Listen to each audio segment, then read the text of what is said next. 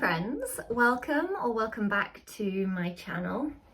It's been a while since I've done an art video or a watercolor tutorial, and I thought I'm going to do one today because I went on a really lovely walk this morning to find bluebells, and they are out in abundance at the moment, so it was a really lovely walk led by a good friend who's a psychotherapist, and she runs Walk and Wonder, where we do some meditation and mindfulness, and we learn about nature and the plants and the trees. So yeah, I'm feeling creative and inspired, and I just thought, let's explore painting some bluebells and see what happens. You can create your own, so this is a guide, but I always encourage your own flair, your own way of doing it, but you know, we learn from copying others, and tutorials are great for that, but I do encourage you to get a picture or go out and find some bluebells. Please don't pick them because it is illegal to pick them, but take a few pictures and really kind of zoom in and zoom out and get some different perspectives of the colours and the shapes, and yeah, have fun with it. That's what I'm doing anyway, so let's go. So here is my example. I'm just going to run through what materials I'm using, and you can grab what you've got. So I'm using some Seawhite Watercolour Paper, which is 300 GSM, so nice sturdy watercolour paper, but you can use whatever you've got. Mixed media paper is also brilliant, but yeah, I'm going with the watercolour paper. I've got some, so I think I've got a little mix of things in here actually, so I'm not entirely sure of the brands, but I know that I've got some from Hobbycraft. I've got some De La Rowney, some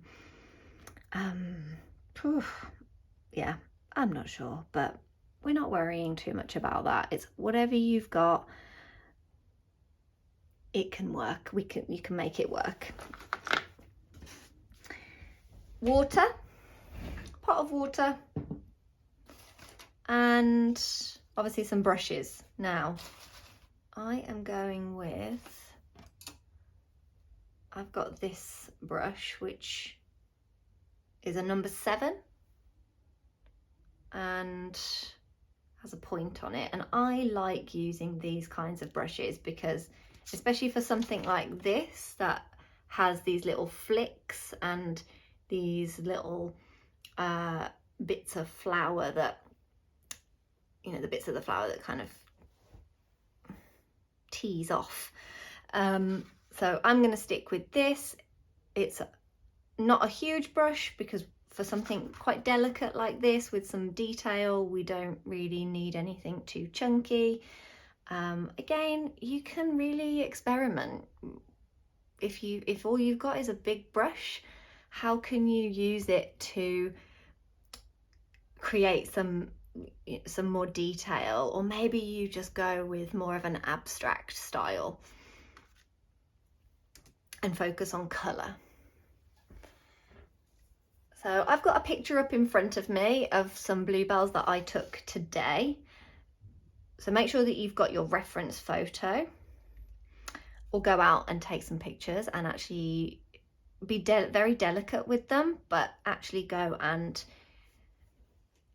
really look at them.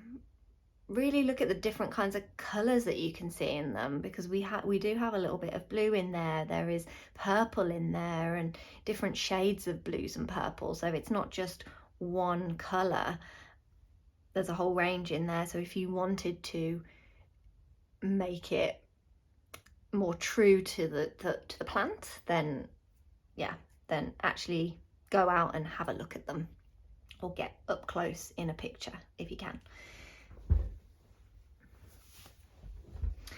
Right, I've also got some scrap paper here to experiment with the shapes. There are also different shapes, so they're not all the same, and that kind of makes this process a little bit easier, because you don't have to be so rigid with, oh, they've all got to be the same, or they've all got to be perfect. Remember, this is an exploration. We're just seeing what happens. We're seeing where we go with it. So I'm going to put this one to one side. I'm going to bring my sheet in here. And before we start, I'm going to actually map out where I want my bundle of flowers to be. Just gives us a nice guideline, and we can stick within that frame. So then if you end up starting without a reference point or a frame, you can kind of end up being a little bit too far over. So if you do want something to be more central, if you're making a card, or you want to frame it at the end, then we're going to use a reference. I'm going to use, I always go with circles. I just quite like that rather than a square. Yeah, I just prefer circles, but yeah, can't explain why. So a very faint line, which I'm going to be rubbing out anyway. It's literally just to say my flowers are going to be within this in some way. But then in my picture, I've got this one kind of going off to the side, so my circle is here in this picture, and yeah, it's just tilting off to the side, and I really love that composition. So that's what I'm going to do with this one. Right, I'm going to think of the stems, so that start with the stems so that I know where my flowers are going. And I want my flowers to kind of poke out the top of the circle here. So I'm not staying within the circle, I am letting it fan out. That's just my rough guideline. So if I think of, right, first stem is going to come down here, and it starts quite thin at the top and then gets a little bit chunkier at the bottom, and take it right up here, and then the second one kind of veers off to the side a little bit, so that's going to come down here, very faint, and then this little one veering off to the side. But I want the bottom of the stems to be quite close to each other, because they're coming out of this one plant down here, and then you'd have all of the leaves, which you could add in. So if you've got a picture and you've got leaves at the bottom, you could add some leaves in, which I might have a go at in this one, just to kind of show you how it could look. Okay, now I'm going to lightly rub out, where's my rubber?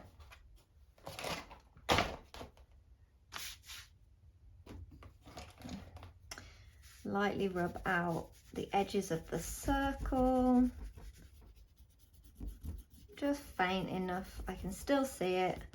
Rub out a little bit of this, of the darker bits of the pencil. It makes tidying up afterwards easier if you went really faint, and just get rid of things before you start. But I can still see where my circle is. You might not be able to on the video, but as long as I can see it and you can see your own. Okay, so let's grab our colours and do a few testers. So I'm using a blue, ultramarine blue. I've got a little bit of red here, and I'm mixing those together to create different types of purple. So throughout, I'm not going to be using one shade of purple. I'm going to be using a little bit of the blue. I'm going to be using maybe a slightly more red at some points. And again, you know, this doesn't have to be the most epic picture of bluebells that you've ever done in your life. If it's the first time you're doing it, then see what happens, what is possible with this, and you can always have another go. So, right, I'm going to go in light. So I've got more water on my brush and I'm diluting this in my palette so that I can go really faint, and we want to start light and then we can build up the colours on top afterwards. So bell shape, starting at the top. I'm using the very tip to guide me around. I've got these little flicks and I can flick it out there. Now I'm going to fill the top bit in. And then we've got these little flicks coming out here. And then I'm going to create a U shape here and a U shape there, and then join those together there. They don't have to be completely pointy, and again, they don't have to be perfect. Reminds me of a little octopus. If you think of like a baby octopus, that's kind of the shape that we're going for here. Now, some of them I've made a little bit longer, a little bit wider. Some of them I've just gone in with lines, and these are all really great practices to do, to use the tip of your brush. So I'm going to do this one here. I'm going all the way around and then up, down and round, down and round. Oh, that's nice.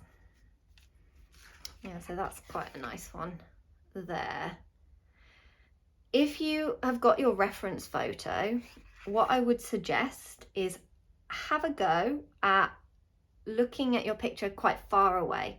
So you've got more relaxed eyes and you're looking at the kind of outside shape of it, maybe where the shadows are, where the light's hitting it, to get more of a broader perspective for painting the basic shapes of it.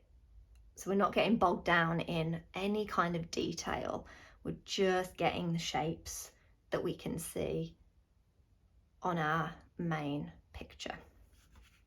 Okay, so let's go into the picture here. Right, starting off with this pale colour so that I can build up on top. It's easier to take it away if it's really pale. If you go in dark, it's going to be harder to rectify any happy accidents. Okay. All right, I'm starting at the very top of my plant. That feels like a good place to start for me. I can work my way down and yeah, just kind of see where everything goes, laying it out, the basic shapes out first before detail. I'm going to move this here. So, right, the top bit, using the tip to go from the top of my stem. I'm doing a little bit of stem to join the plant to the main stem, and then it's just a kind of long oblong shape on that one. And there's another one coming off behind it, and that one is also a long oblong shape. And I'm using, it's quite watery. If I lift it up and look against the light, It's got a nice shine to it. There aren't made big puddles of water here. If I tip it up, it's not going to run everywhere. It's a nice wet brush, a little pool of paint here. Not too much water, but not too dry either. Make sure you've got a tissue with you as well, so that if you do end up with puddles of water, you can dab it away fairly quickly. Okay, I'm going to work quite quickly because it does dry quite quickly as well, and I want to get the shapes in, and also don't want this video to be really long. Okay, and I need to stop saying okay.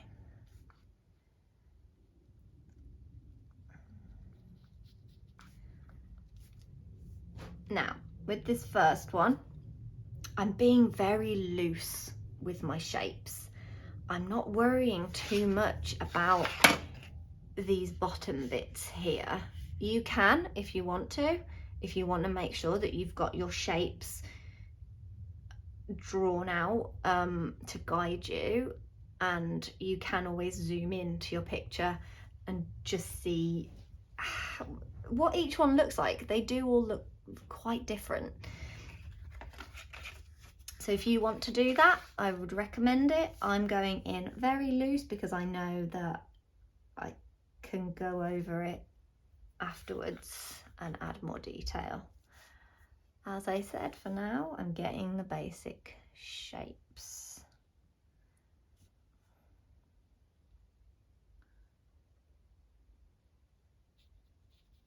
And filling them in.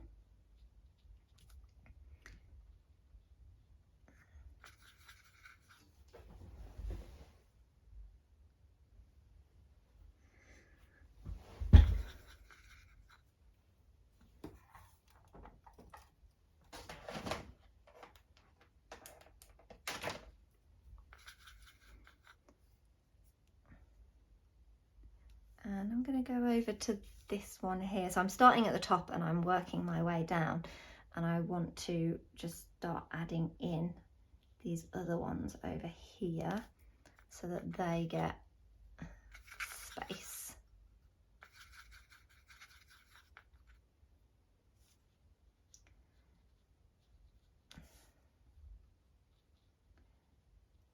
And there are also these little wispy bits that come off that you can add in with the same light colour.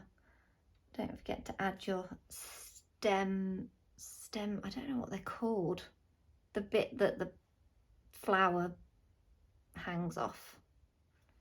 Yeah, I'm not sure.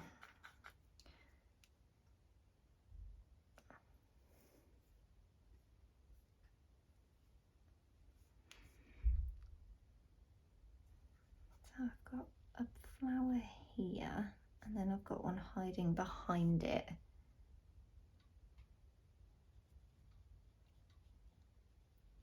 So if I get you in there, I'm going to let that dry slightly and then come back to the one behind it. So you can do that if you don't want a flower to bleed into another flower. Let it dry, move on, come back to it. Let's go down here now and add a few of these. I've got some bigger ones. Down here, they do cross over the stem.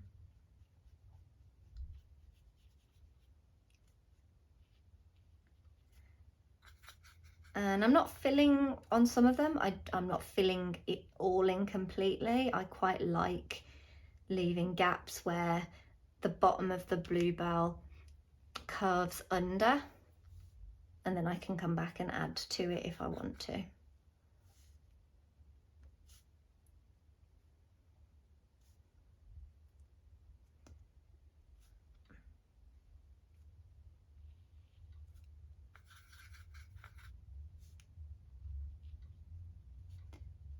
That one was a bit thick, so before it dries, I can dab it away and start again. Right, I'm going to move on to another one whilst that is drying.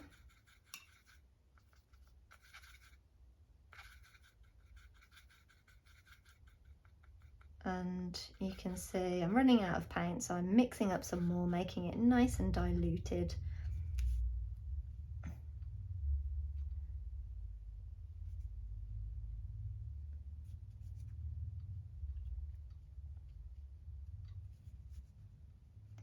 If you wanted to take your time over each one, that can also be a really lovely practice to do. So rather than putting them all in at the same time like I'm doing, you can spend a little bit longer on each one and zoom in to each one, and then yeah, that can be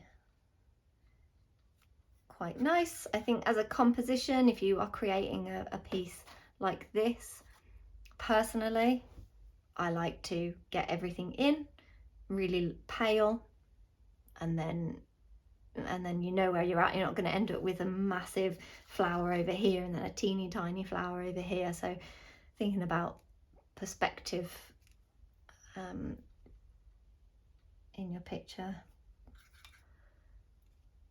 But it doesn't have to look real. It doesn't have to look, you know, it's not super realistic. Right, let's go over to this one. This one's got this really big chunky flower at the top, and it's got a few little wispy bits coming off it.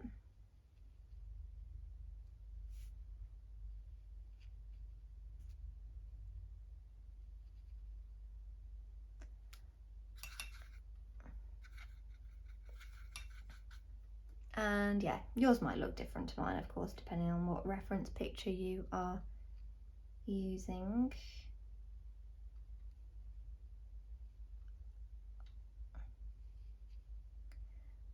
I will try and add this into the description so that if you wanted to use mine, you can. And I've still got a few more to put in at the top. I'm going to go down to this last one here, get you in, then I'll go back up to the top. These ones are really bluebelly, so they proper look like little bells, which is satisfying. And onto the stem, got a little bit of something else near on it. When you zoom in, you can see it a bit better.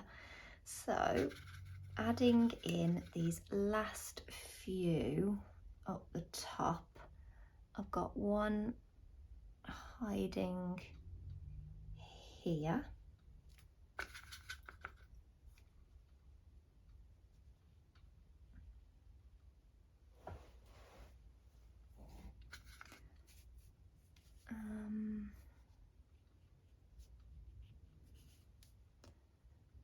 And I've got one hiding around the back here.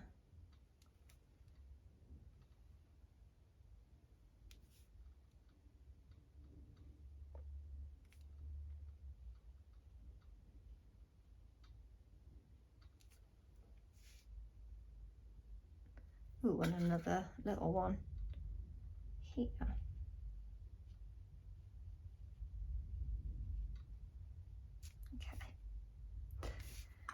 A little bit of green now. I like to use more of a sap green, which is what I've got here. Oops. And a little bit of yellow ochre.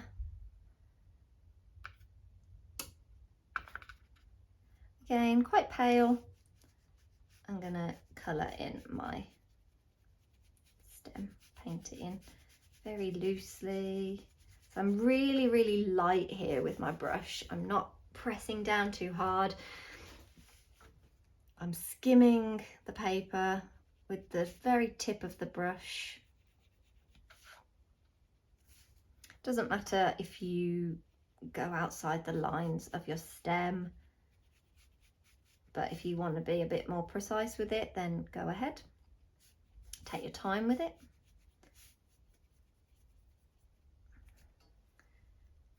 And last one. And I will be going over the stems as well to add some shadows.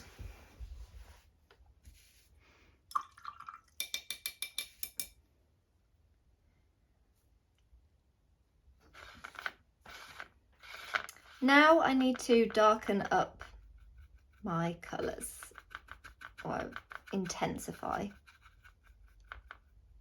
my colours. So I'm going to take more of the blue and give that a good mix. I'm using tubes, but you might be using pans and have the colours already mixed, which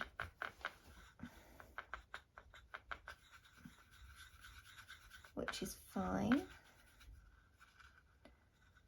Okay, that's quite blue.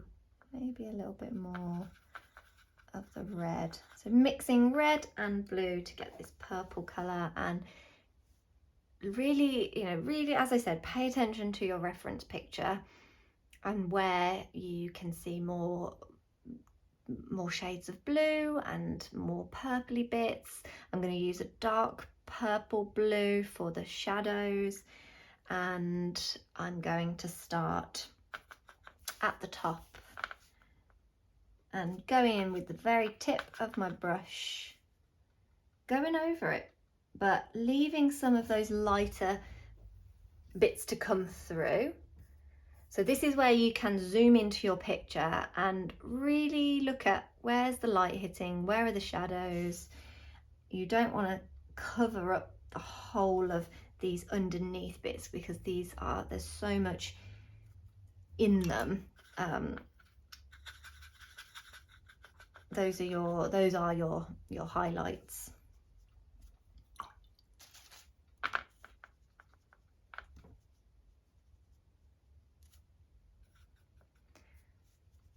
And I'm being very, very light with my brush.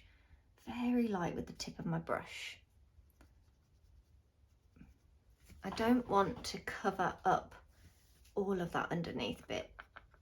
I've got tissue ready just in case. And this one here has got quite a light bit on that side, and then a dark bit on that side.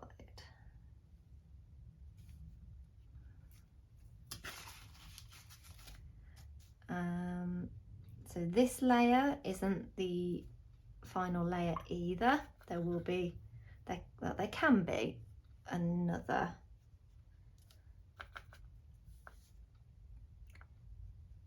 Okay, I'm going to use the very tip of my brush now to start to find the shape, find the lines of the petals and the shadows, like this one here. And it's completely, at the moment, it is completely different to this one. And that's okay. They're both magical in their own ways.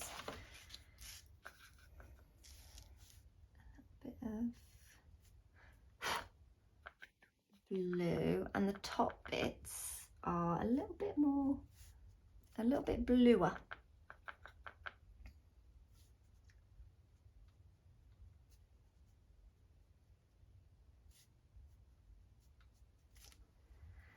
And down the centre of the bluebells there is a blue strip as well, which I really like, and I'm going to bring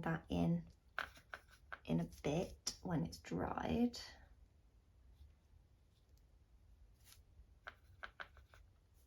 And I'm going to be very, very, very, very light.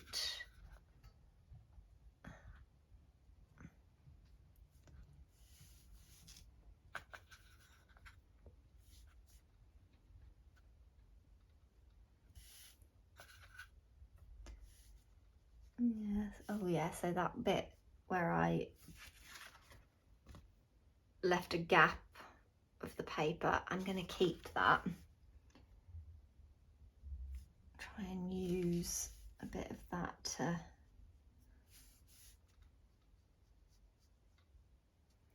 this is where you can refer back to these. So not all of them have to be coloured in.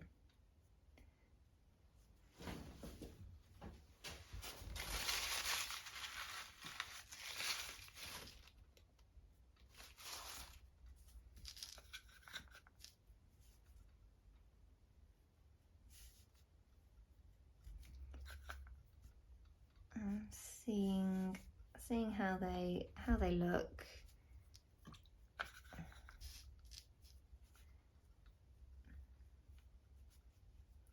And I'm going quite quickly. You can take your time. I want these stems to be a little bit darker. And you layer and layer until you are happy with the depth of your colours. So if you look at where the shadows are, do they seem dark enough? Do they make the picture pop? I'm probably going to have to let some of this dry now before I continue, but I could go into the stem. Add a little bit of brown, I think, into that.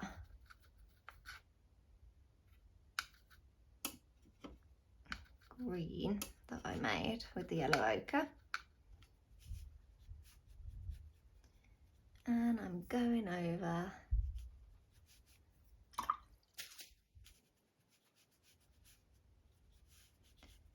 if you have too much paint on your brush as you're going through, give it a quick swill, dab it on the tissue, and you can start again. And I just wanted to get rid of a bit of that excess, that dark paint that I'd put on. So yeah, so I dabbed, because I want the darker bit to be on this side and then the lighter bit to be on the other side. And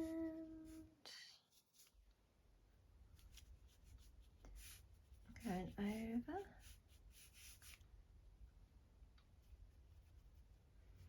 And this is a nice green.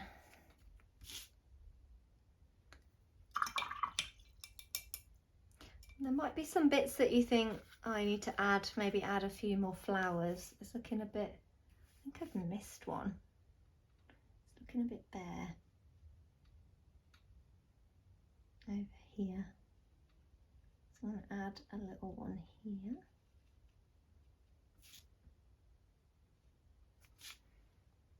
Yeah.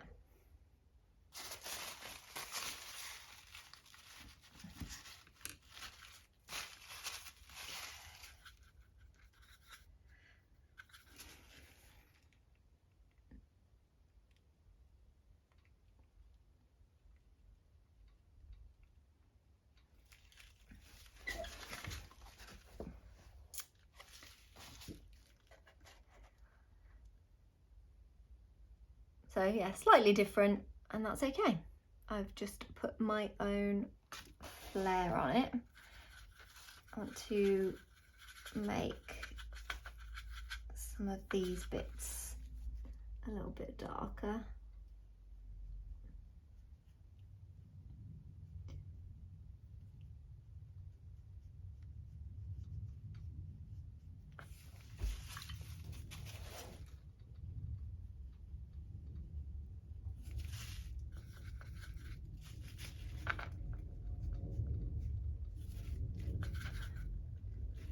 lot of my shadows are on this side.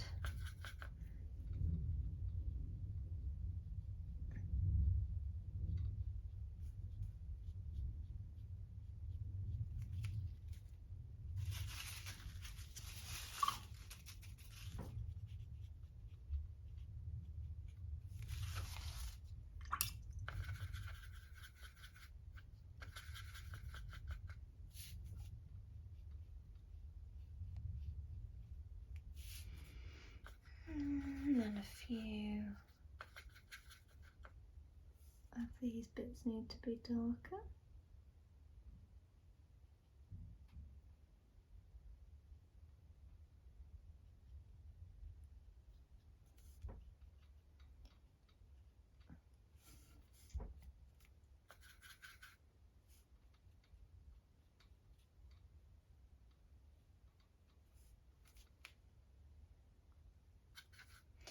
Yeah, I'm liking this.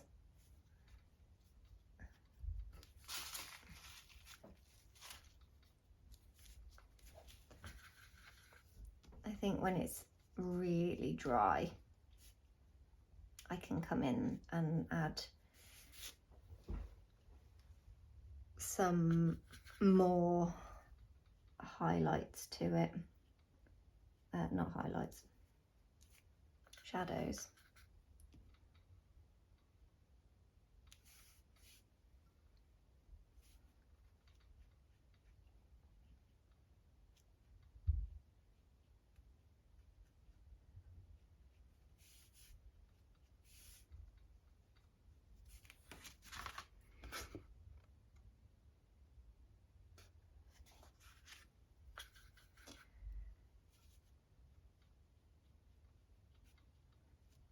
So as I said, it's up to you whether you want it to be quite abstract and not very detailed. There are some really great ways of painting flowers where it's, you know what the flower is, but it's not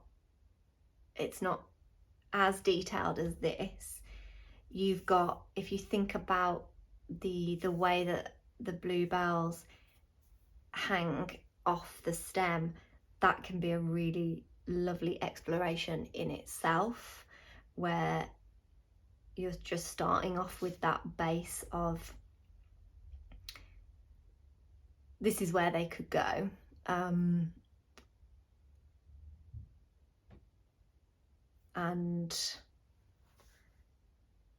yeah, and then if you want to add to it, you can add to it. So, but I think there are so many different ways to create art and explore the process of making art. So I encourage you to have a go. Zoom in, zoom out. Find the parts that you enjoy. What is it about the flower? And it doesn't have to be a bluebell. What is it about the object that you enjoy? Right, I think I'm going to end it there. I can always go over it when it's dry, but I quite like that. I think sometimes you do get to a point where you know you need to stop when you've been painting for a while. If you're not sure when to stop, leave it, walk away from it, come back to it later. See it with fresh eyes, and that's where you'll probably notice, oh, I just want to work on that bit a little bit, or I just want to work on this bit, or it's absolutely fine, I don't need to do anything to it. And especially if it is just a practice piece, if you're not going to do anything with it, yeah, you don't need to put that pressure on.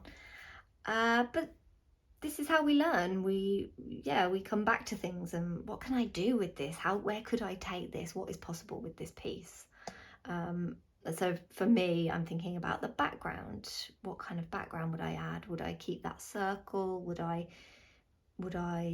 maybe do some Oh, I was going to do the green at the bottom, wasn't I?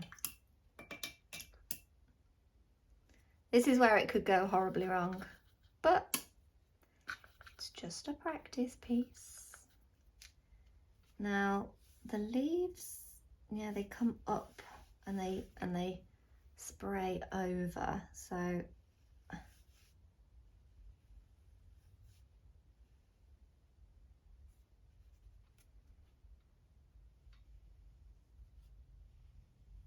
and there is quite a few of them, so I suppose I could,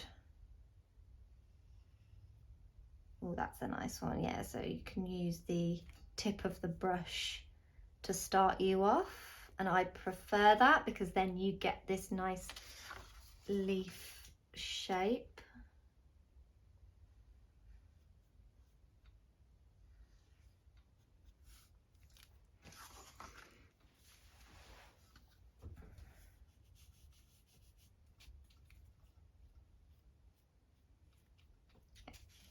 And I can go over that and make it a bit darker later.